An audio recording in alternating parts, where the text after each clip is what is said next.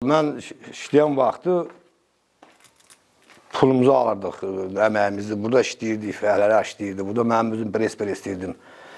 İşləyirdik ki, əməl haqqımızı dolanırdıq. Bir 3 ilə yaxın işlədi. 3 ildən sonra əyləşdi.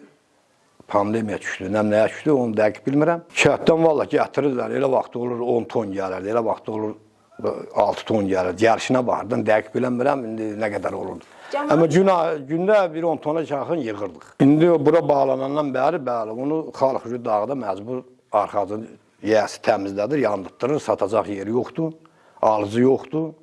Ona görə məcbur yandırırlar. Bura açılmamışdan o yenə yandırırlar, bəli. Bura açılandan sonra yandırmadılar, getdilər. 3 il işləndi. 3 ildən sonra bağlanır, sonra yenə məcburiyyət qarşısında yandırdı xalq. Xalq üçün maraqlı ki, yununu satıb 5 qəpik pul qazanacaq. Bu düzə bağlanan sonra hər yer yun almadan sonra məcburuna qarmalıdır, yandırmalıdır. Açılmağına istəyərdi, açılsın, gələn olmadı, gedən olmadı, elə bir dəfə bağlandı, zavur onunla getdi ki, getdi və geri dönmədi. Təxminən belə deyim, 30-40-a yaxın elə bil yanır yun. Eləsi var 4000-5000 qoyunu var. Hələ bildiyim bu qədərdir mənim.